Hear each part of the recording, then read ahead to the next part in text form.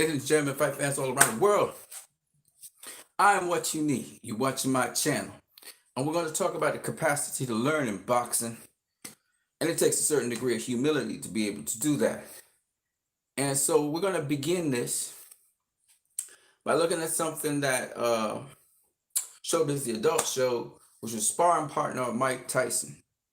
And a lot of people just, well, at least he's not necessarily a sparring partner, but he's somebody who's doing sparring work with Mike Tyson. A lot of people do not understand the mindset of boxers. So I'm going to break down a little something else that, again, is counterintuitive. A lot of people don't think that way. And because people have heard these myths or sometimes these legendary stories about people not having sparring partners or people being afraid to spar certain guys, a lot of people think that if you hear of a terrific name in boxing, a terrible name in boxing, that guys who get the opportunity to spar that person wouldn't jump at the opportunity.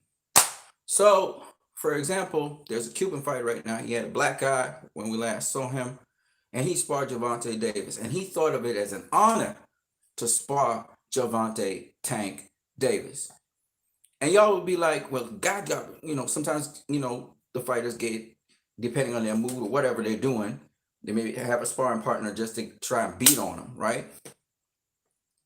But see, boxing is a cruel, savage sport, but you have to have a certain mindset in it.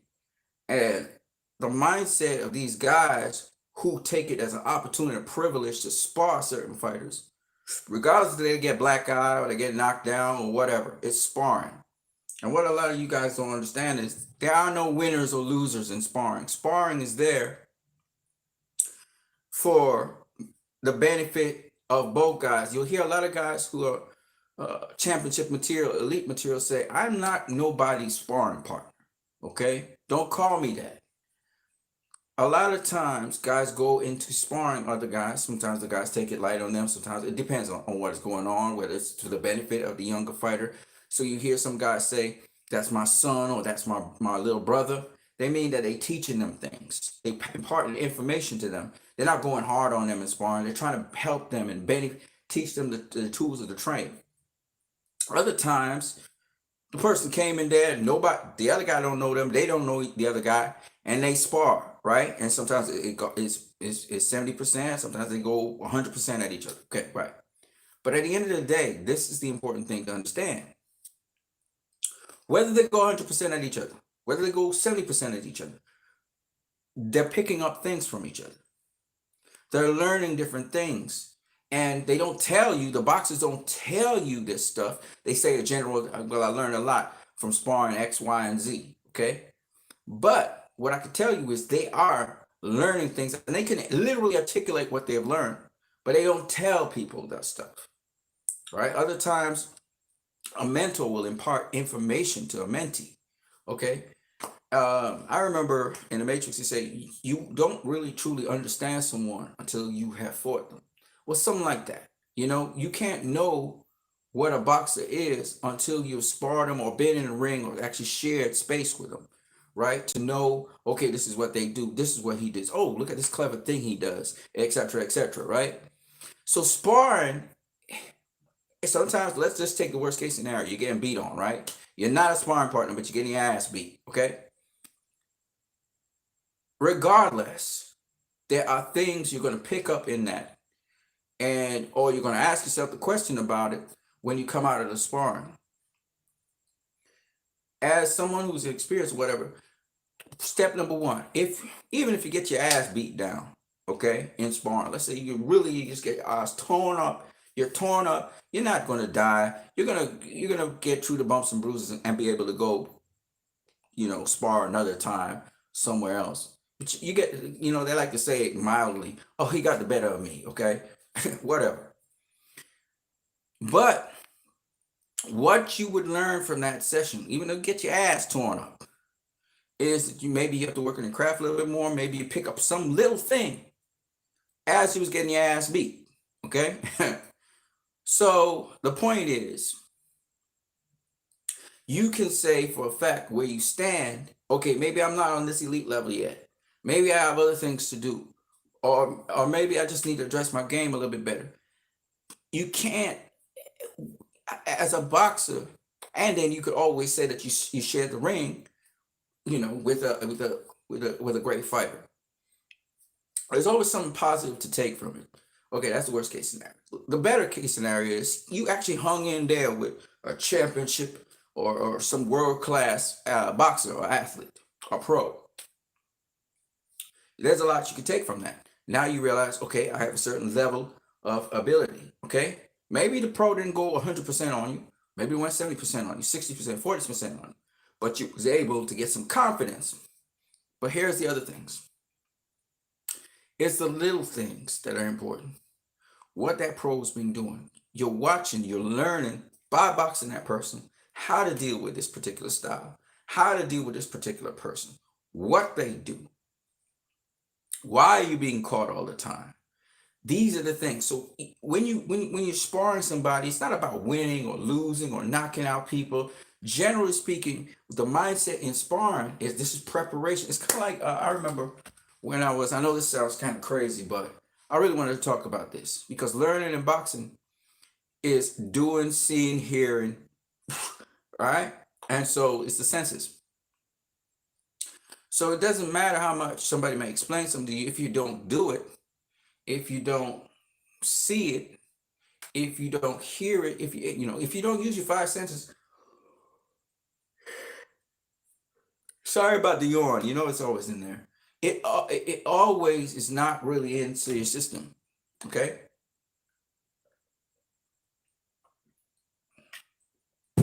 So sparring can help you sharpen your tools. Sparring, because remember, in sparring, that's where you can try out things. In sparring, that's where whatever you learn, you can put it into practice, right? In a somewhat real case scenario. It gets you fine tuned, whether it's southpaws you're dealing with, or if it's an upcoming fight that you have and you're sparring to get yourself sharp or whatever. So at the end of the day, that's what sparring can do for you.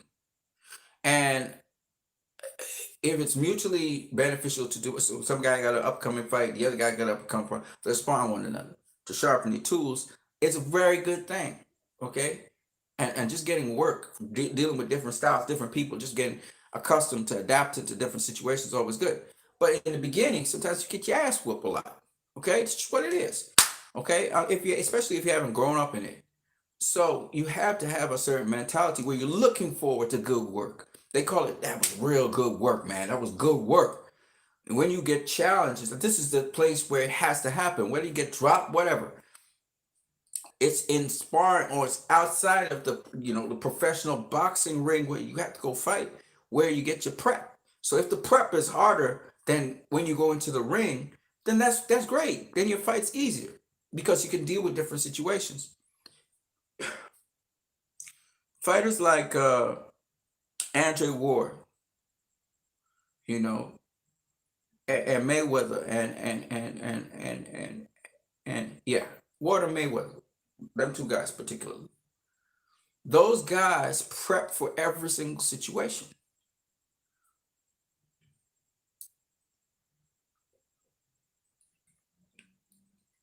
Those guys don't depend on their skill and ability alone and on their God gifting and on their smart. No, these are guys that rehearsed and prep and prep and rehearsed and prep, whether it's in sparring, whatever, sparring bigger guys, whatever they need to do.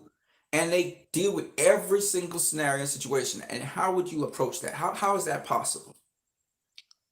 In a boxing ring, anything can happen. You could break your hand. You could damage your foot. I've seen people get their legs broken in a ring. Anything can happen. Okay? They've been dropped. What do you do when you get hurt? What do you do when you get dropped? What do you do when you're overwhelmed? What do you do when you're behind on the scorecards? What do you do in various situations? Why that's important for you guys to understand is a lot of boxers don't prepare for that. Sometimes it has nothing to do with the actual fight itself. It may be that the fight is delayed. You have to wait a little longer than usual.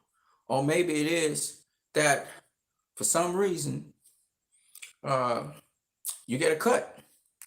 You get a cut, and then it's cut over your eye, or it's a bad cut, and then the fight has to go to the scorecard. So there are so many different scenarios that could happen in a fight, and you have to be prepared for each and every one. And I could tell when certain fighters were not prepped for that, because the default operation is fight or flight. Some of them run away, and some of them try to escape the situation, and others of them, they panic and they start fighting back. They just start throwing hands. Okay, and I've seen that way back in the day with all the old school fighters. You see a lot of them just fling hands when they hurt really bad. They get buzzed or they start to run. What I mean by that is they move backwards and they're going towards the ropes, and then they just moving backwards all the time. They just backpedal real plenty. But guys like Andrew Ward, guys like Floyd Mayweather, okay, you could tell that they know what to do once they get injured or hurt. All right. And that's the difference between those guys and, say, for example, several other fighters I've seen in boxing who don't really know what to do in a situation like that. So sparring and learning in boxing involves trying to gain as much information as possible, being humble, listening to different people talk who have experience, and the volume of experience and the volume of information can give you gems to help you move forward. So that's what I wanted to just particularly talk about in this little segment. I hope you guys enjoyed this video. If you like what this channel is giving you, it's called What You Need. Then you can always subscribe, share, donate. Western Union. Like the video if you like it. And I'm going to catch you guys on the next video. Peace.